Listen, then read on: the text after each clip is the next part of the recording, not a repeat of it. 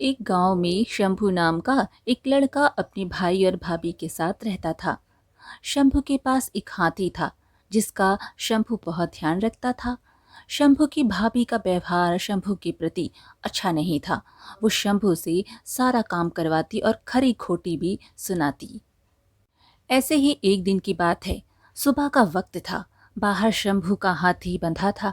शंभू पानी लेकर हाथी के पास जा रहा था, तभी उसकी भाभी मोहिनी घर से बाहर निकलकर बोलने लगी।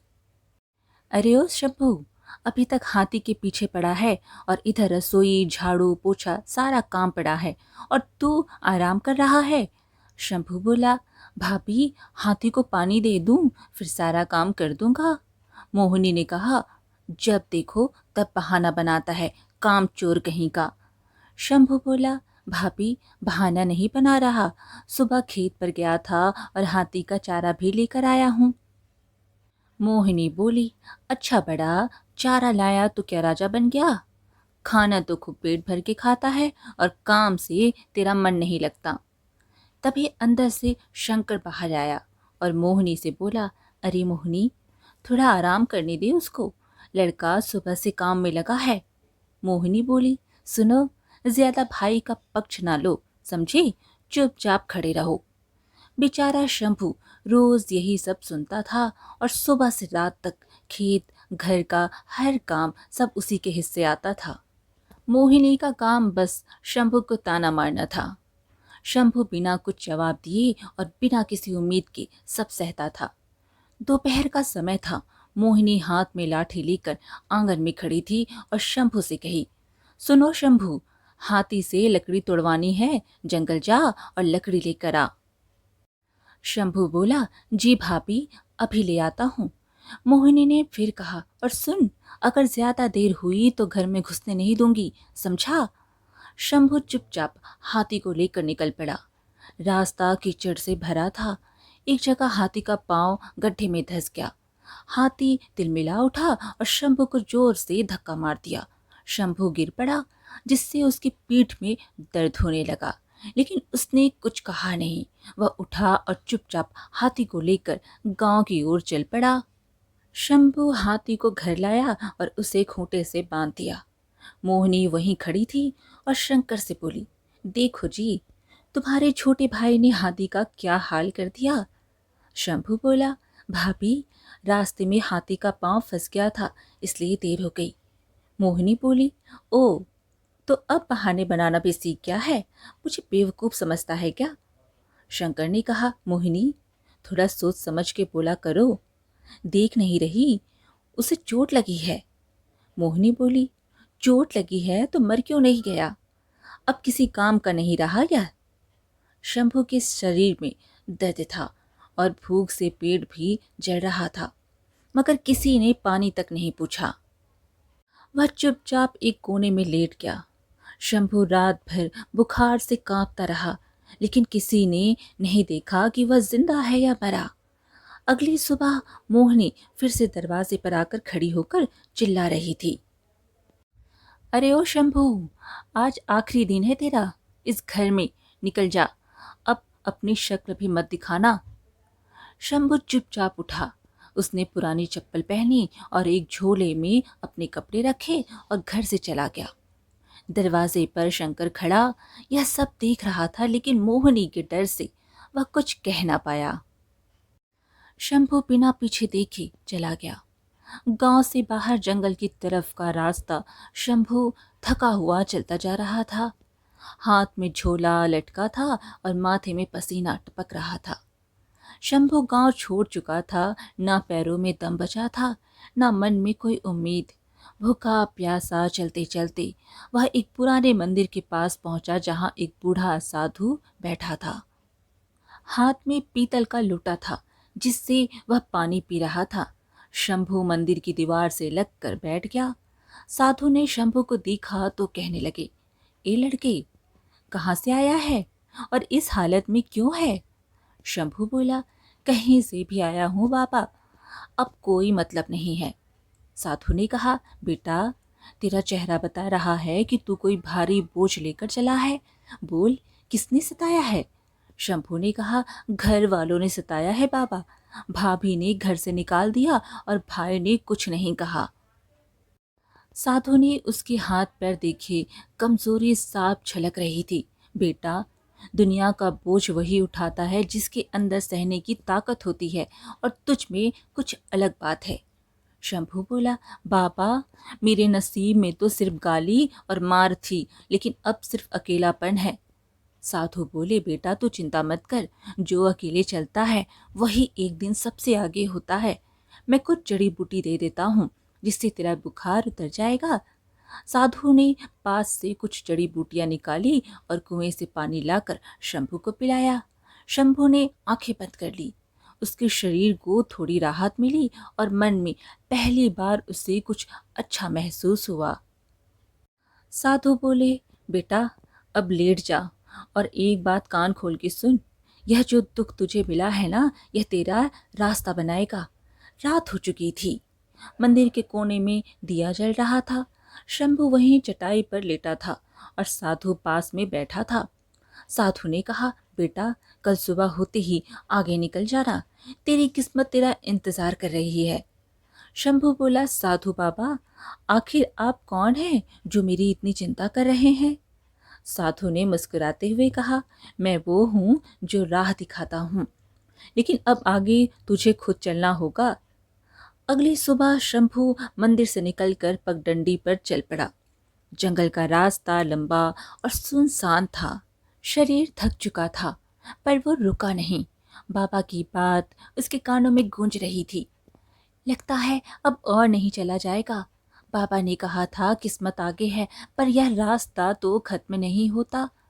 चलते चलते उसकी आंखें भारी हो गई थी, माथा चकराया और वह सड़क के किनारे बेहोश होकर गिर पड़ा।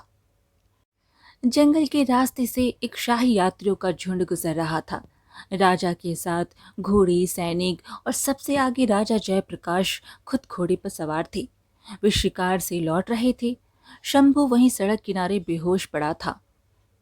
उसका चेहरा तप रहा था और सांसें धीमी हो चुकी थी।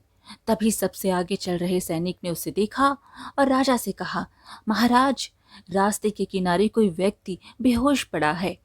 राजा ने कहा, अच्छा रुको, देखो कौन है। राजा घोड़े से उतरे और शंभू के पास पहुंचे। उन्होंने शंभू के चेहरे को गौर से देखा। इसकी हालत बहुत खराब है, कहीं ये मर ना जाए। चलो इसे महल ले चलो। जी महाराज। सैनिकों ने शंभू को उठाया और सीधा राजमहल की ओर रवाना हो गए। रास्ते भर शंभू बेहोश रहा। शंभू की बेहोशी की सूचना पहले ही राजवैद्य को भेजी जा चुकी थी। राजमहल के भीतर शंभू एक पलंग पर लेटा था। पास ही वैद्य उसका इलाज कर रहे थे। राजा वहीं खड़े थे। वैद्य जी ने कहा, चिंता की कोई बात नहीं है महाराज, लड़का थोड़ा कमजोर है और भूखा भी बहुत है, इसलिए बेहोश हो गया। 1-2 दिन में ठीक हो जाएगा। राजा ने कहा, ठीक है, जब इसे होश आ जाए तो मुझे खबर कर देना, मैं खुद मिलूंगा। उधर शंभू के गांव में हाथी एक कोने में चुपचाप खड़ा था। ना तो खा रहा था, ना पी रहा था। उसकी आंखों में उदासी साफ झलक रही थी। मोहिनी और शंकर कुछ दूरी पर खड़े चिंता और झुंझुलाहट के साथ बात कर रहे थे। शंकर ने कहा, देख लिया मोहिनी, यह हाथी भी उसी शंभू की तरह जिद्दी निकला। जब से वो गया है इसने कुछ खाया पिया नहीं है। मोहिनी बोली, मैं तभी तो कहती थी कि ज्यादा सिर मत चढ़ाओ उस लड़के को, अब भुगतो। हाथी भी उसी की तरह मुंह फुला के बैठा है, मानो हम ही गुनहगार हैं सबके। मोहिनी, तुमने ही तो शंभू को घर से जाने को कहा। मोहिनी बोली, पर सोचा नहीं था इतना दिल पर ले लेगा। शंकर ने कहा, अब यह हाथी को कुछ हो गया ना तो गांव वाले भी हमको ही दोष देंगे। हाँ, कहीं मर ही ना जाए यह भूख से। शंभू तो चला गया, अब यह हाथी भी चला गया तो क्या मुंह दिखाएंगे गांव में। शंभू ही तो सबका चहेता था, जानवर क्या आदमी तक उससे जुड़ जाते थे। लगता है इस हाथी को भी उसकी बहुत याद आ रही है। उधर राजा के महल में 2 दिन बाद शंभू को होश आया तो उसके पास खड़ा सेवक पानी लेकर आया। राजवैद्य जी ने कहा, आपको अभी आराम करना है। शंभू बोला, मैं कहाँ हूँ? वैद्य जी बोले, आप महाराज जयप्रकाश के महल में हो। उन्हीं ने आपको रास्ते से उठाया था और इलाज करवाया। फिर थोड़ी देर बाद राजा खुद कमरे में आए और शंभू के पास बैठ गए और पूछने लगे, अब तबीयत कैसी है तुम्हारी? शंभू बोला, अब ठीक है, लेकिन आप कौन है? राजा ने कहा, मैं इस राज्य का राजा हूँ, जयप्रकाश हूँ। तुम कौन हो और जंगल में यूं अकेले क्यों पड़े थे? शंभू बोला, मेरा नाम शंभू है, मुझे मेरे घर से निकाल दिया गया था। राजा ने चौंक कर कहा, क्यों निकाला गया? इसके बाद शंभू ने राजा को सारी बात बता देता है। राजा शंभू की बातें सुनकर चुप रह गए। उन्हें शंभू की आंखों में कुछ सच्चाई नजर आई। राजा बोले, ठीक है, जब तुम ठीक हो जाओगे फिर सोचेंगे तुम्हें महल में क्या काम देना है। तब तक आराम करो। उसके बाद महल की दीवारों के बीच शंभू का एक नया सफर शुरू हो चुका था। उसे नहीं पता था कि उसकी जिंदगी में एक ऐसा मोड़ आने वाला था जो उसके नाम को इतिहास बना देगा। राजमहल का एक लंबा दालान, जहां कई सेवक सफाई कर रहे थे। एक कोने में शंभू बाल्टी और झाड़ू ले खड़ा था। सामने एक सैनिक उसे काम समझा रहा था। ओ लड़के, आज से तेरा काम यही है कि तू सुबह सबसे पहले आंगन और दरबार की सफाई करेगा। ठीक है मालिक, जैसा आप कहें। और सुन, ज्यादा मुंह मत खोलना, सिर्फ काम करना। यह राजा का महल है, यहाँ गलती की माफी नहीं मिलती। शाम का समय शंभू महल के एक कोने में बैठा रोटी खा रहा था। हाथ में मोटी सी सूखी रोटी थी और कटोरी में दाल रखी थी। राजमहल के सेवक ने कहा, अरे ओ शंभू, यह ले खाट, आज तू यहीं सो जा। बाहर वाले कमरे में बाकी राजपुरुष सोएंगे। शंभू ने कहा, चलो कोई बात नहीं, जहां जगह मिले वहीं सो लूंगा। धीरे धीरे शंभू को महल की रफ्तार समझ आने लगी थी। वह किसी से उलझता नहीं था, बस अपने काम से काम रखता था। कुछ दिन बाद दरबार में अफरात फरीब थी। राजा जयप्रकाश सिंहासन पर बैठे थे। मंत्री पास में खड़ा था। कुछ सैनिक तेजी से अंदर आए। महाराज, एक गांव से खबर आई है कि एक पागल हाथी ने गांव में घुसकर कई घर तोड़ डाले हैं। राजा ने चौंक कर पूछा, अरे यह कब हुआ? सैनिक बोला, महाराज, आज सुबह भोर में उस हाथी ने 4 घर तोड़ दिए और 2 लोगों की जान भी चली गई।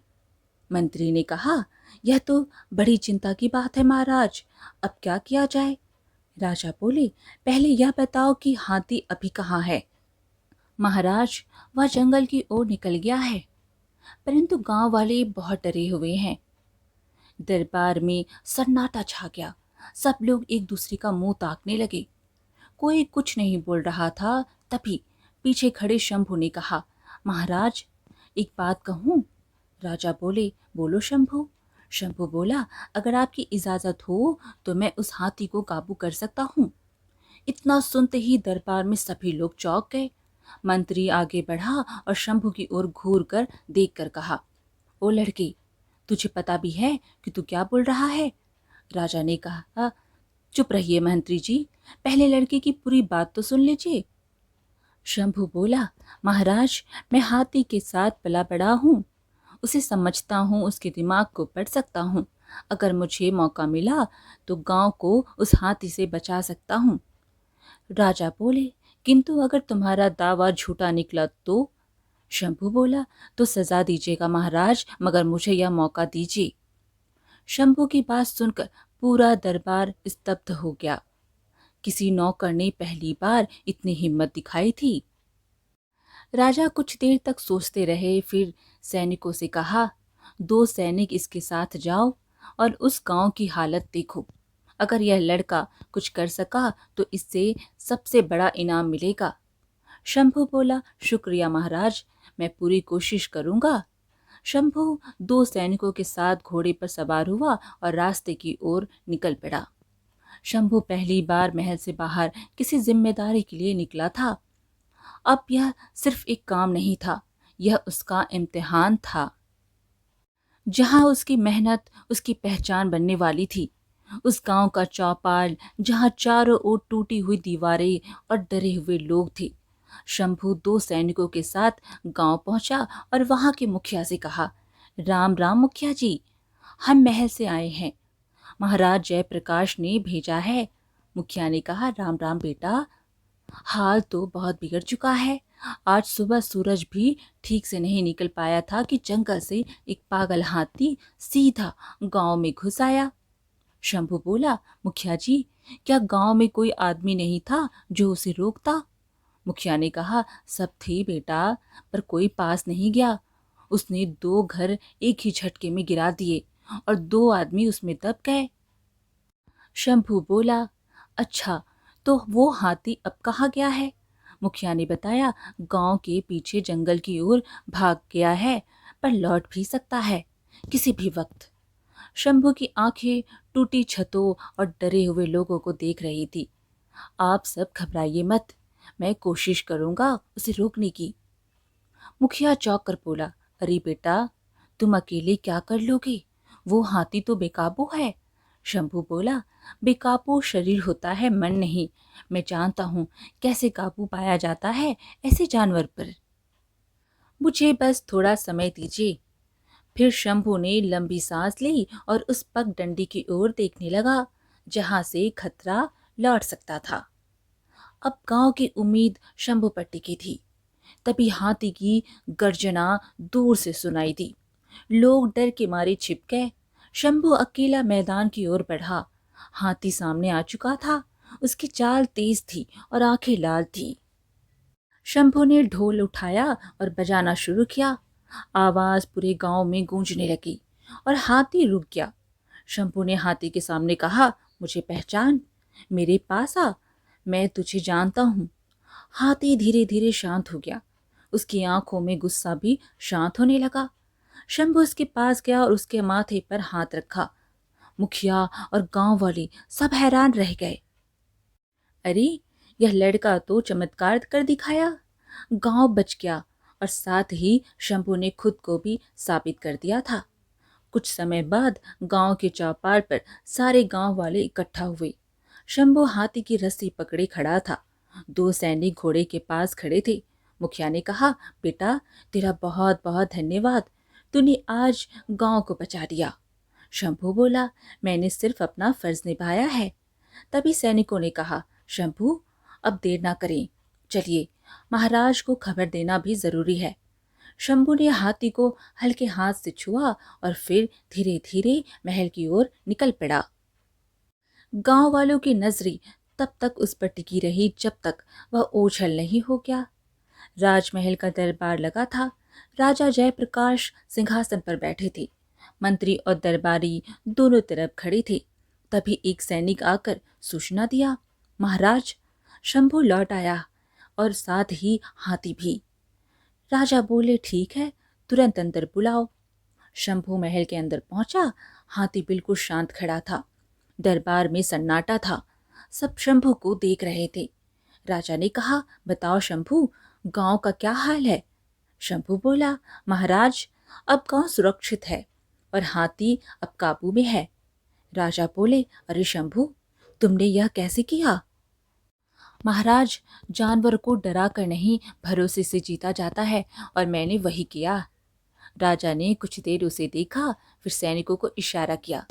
2 सैनिक सोने के सिक्कों से भरी थाली लेकर आए और राजा ने उसे शंभू को सामने रखवा दिया। राजा ने शंभू से कहा, यह लो, तुम्हारे साहस और समझदारी का इनाम है। अब तुम सिर्फ एक नौकर नहीं, मेरे मित्र हो। शंभू बोला, शुक्रिया महाराज। शंभू ने सिक्के उठाए, मगर आंखों में चमक नहीं थी। उसके लिए यह सिर्फ मेहनत का फल था। शंभू ने उन पैसों से एक बड़ी दुकान खोली। अब उसने अपनी जिंदगी की एक नई शुरुआत की थी, एक व्यापारी के रूप में और एक नई पहचान के साथ। उधर शंभू के पुराने गांव की गलियां सूनी थी। खेत उजड़ चुके थे। घर की छत टपकने लगी थी। मोहिनी एक कोने में बैठी थी और शंकर भी दरवाजे के पास खामोश बैठा था। जब से शंभू गया था, घर जैसे सुनसान हो गया था। और उधार बढ़ता जा रहा था। मोहिनी ने कहा, सुनिए जी, अब क्या होगा? हमारे पास ना पैसा है ना कोई काम, कुछ समझ नहीं आ रहा। अब तो दुकान वाले भी उधार नहीं दे रहे। तभी एक लड़का अखबार लेकर आया और दरवाजे पर खड़ा हो गया और कहने लगा, अरे शंकर भैया, देखिए, इसमें शंभू भैया का नाम छपा है। अब वो बहुत बड़े व्यापारी बन गए हैं। मोहिनी चौंक कर बोली, क्या? शंभू? शंकर ने कहा, हाँ, वही जिसे हमने घर से निकाला था। दोनों की आंखें भर आई। उन्हें अपने किए पर पछतावा होने लगा। दोपहर का समय था। दोनों पुराने कपड़े पहनकर शंभू के कस्बे की ओर पैदल चल पड़े। मोहिनी ने कहा, क्या वो हमें माफ करेगा? शंकर ने कहा, अब माफी नहीं, सिर्फ सर झुकाना बाकी है। रास्ता लंबा था। दोनों जंगल के रास्ते होते हुए शंभू की दुकान के पास पहुंचे। शंभू की दुकान के बाहर भीड़ थी। सामने कुर्सी पर शंभू बैठा था। दोनों उसके पास पहुंचे। शंभू ने पहले तो अपने भैया भाभी को देखकर हैरान हो गया, लेकिन फिर उसने कहा, कहिए भाभी, आप लोग यहाँ? मोहिनी बोली, अब कुछ नहीं बचा शंभू, घर उजड़ गया है, इसलिए हम तुझसे मदद मांगने आए हैं। शंभू उन्हें देखता रहा। उसकी आंखों में पुराने दिन के सारे दृश्य एक पल में घूम गए। शंभू बोला, मदद? जब घर में था तब तिरस्कार किया, अब क्यों तुम्हें अपनापन याद आ गया? शंकर ने कहा, हमसे गलती हो गई शंभू, अब कुछ समझ में नहीं आ रहा है। मोहिनी ने कहा, चाहे जैसे सजा दे, लेकिन हमें अपना ले। हम बुरी तरह कर्ज में डूब गए हैं और गांव का सेठ हमारे खेत हथियाने को तैयार है। शंभू ने अपने सेवक को इशारा किया। वह 2 थैले लाया। एक में अनाज थे, एक में रुपए। शंभू बोला, ये ले जाइए, इससे शायद कुछ दिन की राहत मिल जाए, मगर जिस दर्द से मैं गुजरा हूं उसकी माफी अब मेरे पास नहीं बची। शंकर ने कहा, बड़ा आदमी बन गया है तू शंभू, अब पहचानना भी छोड़ दिया। शंभू ने कहा, बड़ा मुझे समय ने बनाया है और तकलीफों ने तराशा है। तुमने तो बस धक्का दिया था। शंकर और मोहिनी चुप थी। शर्मिंदगी के साथ थैला उठाया और बिना कुछ कहे चुपचाप चले गए। ना वो पीछे मुड़ी, ना शंभू ने उन्हें रोका। शंभू अब आत्मनिर्भर था और यही उसकी सबसे बड़ी जीत थी। अब उसे किसी की स्वीकृति की जरूरत नहीं थी। अब शंभू अपना जीवन शांति और खुशी से जी रहा था। आज की कहानी यहीं पर समाप्त हुई। फिर मिलेंगे एक और कहानी के साथ। कहानी पसंद आए तो लाइक शेयर ज़रूर करें और चैनल को सब्सक्राइब करना बिल्कुल ना भूलें। धन्यवाद।